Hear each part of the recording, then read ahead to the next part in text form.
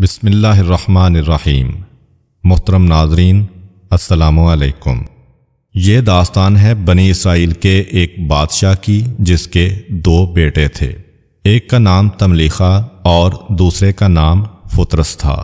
ان کا باپ دنیا سے چل بسا اور ان کے لیے بہت زیادہ مال و دولت چھوڑ گیا۔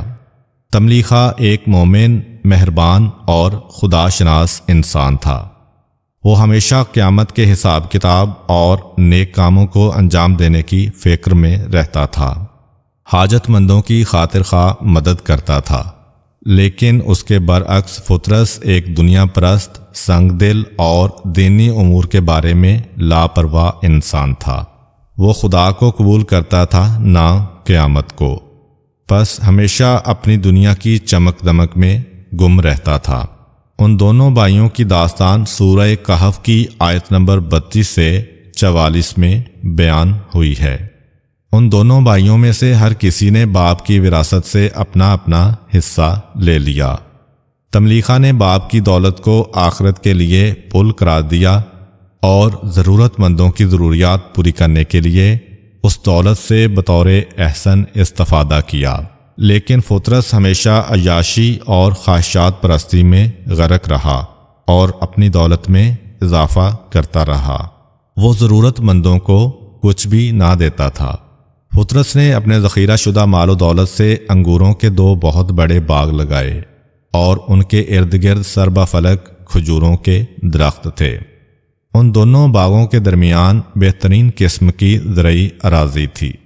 ان باغوں اور زرعی زمین کو سیراب کرنے کے لیے اس میں سے ایک بہت بڑی نہر جاری رہتی تھی، گویا وہ ایک بہترین قسم کا ایگریکلچر فارم تھا۔ اس کے پاس زراعت کے سارے ذرائع موجود تھے۔ اس زمین میں ہر قسم کی فصل وغیرہ وافر مقدار میں پیدا ہوتی تھی۔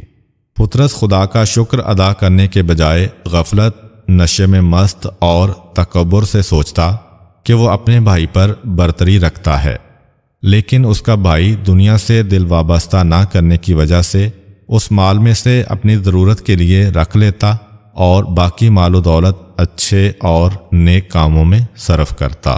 فترس تملیخا کا مذاق اڑاتا اور اسے احمق کہتا تھا۔ تملیخا کا دل اپنے بھائی کی عاقبت کے لیے جلتا۔ وہ ہمیشہ اس کوشش میں رہتا کہ اپنے بھائی کو واعظ و نصیحت کر کے گمراہی و ضلالت سے نکال کر خدا کے راستے پر چلائے۔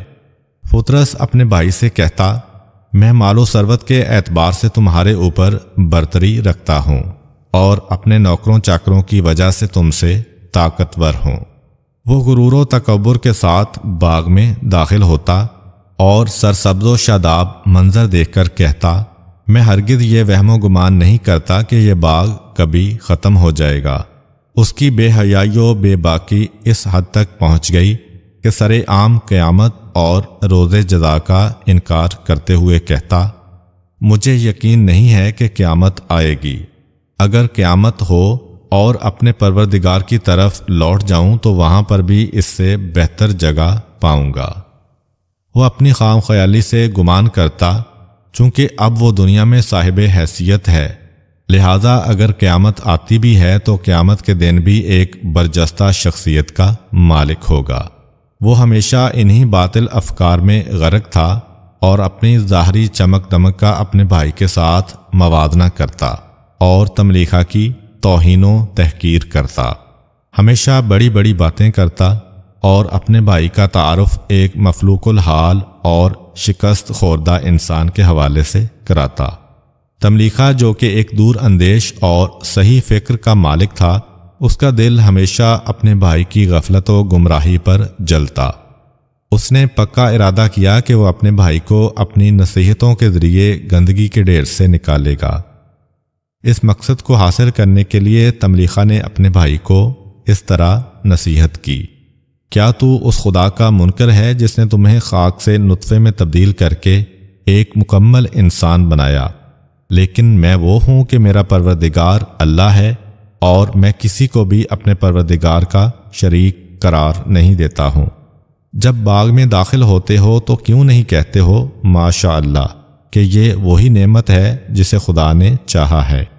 ہر قسم کی قدرت و طاقت اسی کی جانب سے ہے۔ اگر تم یہ دیکھتے ہو کہ میں مال و اولاد کے لحاظ سے تم سے کم ہوں تو یہ کوئی بڑی بات نہیں ہے۔ شاید میرا پروردگار مجھے تیرے باغ سے بہتر کوئی چیز عطا کرے اور تیری اکڑ پھوں ختم کرنے کے لیے آسمان سے تیرے باغ پر حساب شدہ بلا نازل کرے اور اسے ناہموار و بے آب و گیا زمین میں تبدیل کر دے، اور یہاں کا پانی زمین میں اس قدر نیچے چلا جائے کہ ہرگز تجھے اس پر رسائی نہ ہو سکے۔ پطرس نے اپنے بھائی کی نصیحتوں پر ذرا کان نہ دھرا اور اپنے راستے پر چلتا رہا۔ وہ غفلت و غرور میں ڈوبا ہوا تھا، قربا و مساکین کا حق ادا نہیں کرتا تھا، اور کسی کو کوئی امید نہ تھی کہ وہ کسی کے ساتھ اچھا برتاؤ کرے گا۔ اللہ تعالیٰ نے اس سرکش، خودخواہ اور بدطینت شخص پر اپنا غضب نازل کیا۔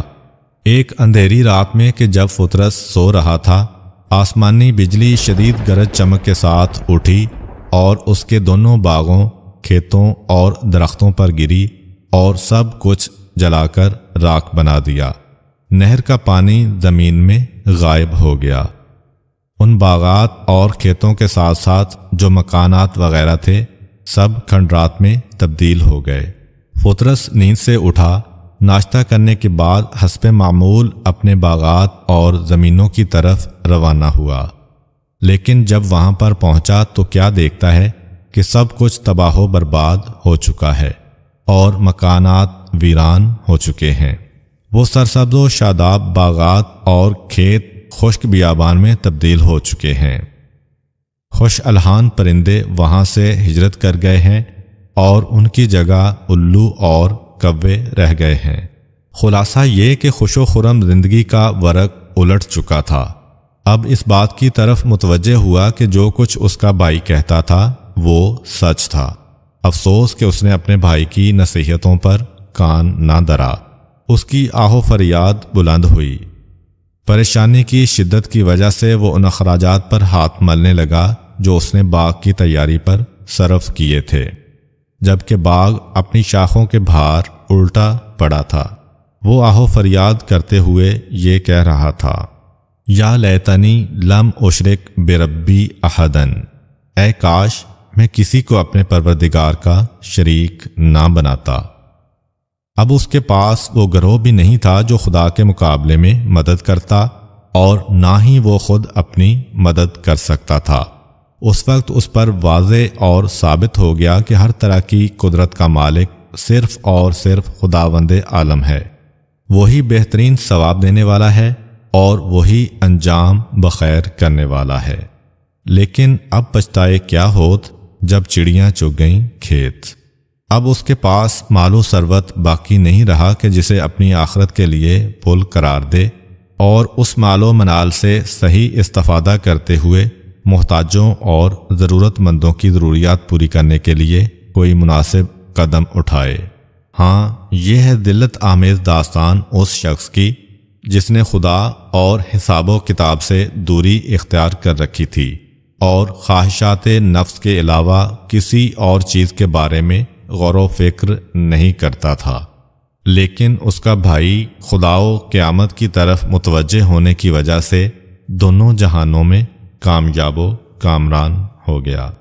اللہ تعالی ہمیں بھی اپنے دیے ہوئے مال میں سے ضرورت مندوں پر خرچ کرنے کی توفیق عطا فرمائے، آمین۔ امید کرتا ہوں کہ آپ کو آج کی ویڈیو اچھی لگی ہوگی۔ اگر آپ کو ہماری ویڈیو اچھی لگی ہے تو ویڈیو کو لائک کریں، اور مزید اس طرح کی ویڈیوز دیکھنے کے لیے ہمارا چینل سبسکرائب کر لیں۔ ملتے ہیں نیکسٹ ویڈیو میں، اجازت دیجیے، اللہ حافظ۔